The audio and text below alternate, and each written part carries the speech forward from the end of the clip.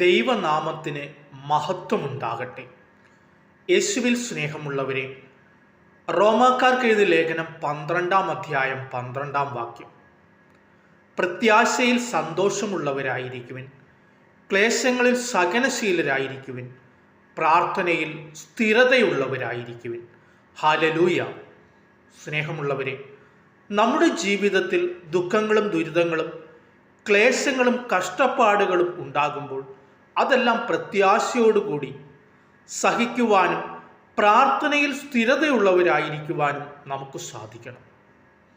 യേശുവിലുള്ള നമ്മുടെ വിശ്വാസം കുറയുമ്പോൾ നമ്മുടെ പ്രാർത്ഥനയും നമ്മൾ കുറയും.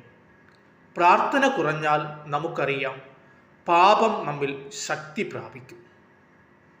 പിശാചിൻ്റെ അടിമത്തത്തിലേക്ക് നമ്മൾ ചെന്നു ചേരും. അതിനാൽ യേശുവിലുള്ള വിശ്വാസത്തെ മുറുകെ പിടിച്ചുകൊണ്ട് പ്രാർത്ഥനയിൽ സ്ഥിരതയുള്ളവരായി മുന്നേറുവാൻ ഇന്നേ ദിവസം നമുക്ക് തീരുമാനമെടുക്കാം. അതിനുവേണ്ടി പ്രയത്നിക്കുകയും അതിനുവേണ്ടി പ്രാർത്ഥിക്കുകയും ചെയ്യാം. ദൈവം അനുഗ്രഹിക്കട്ടെ. ആമേൻ.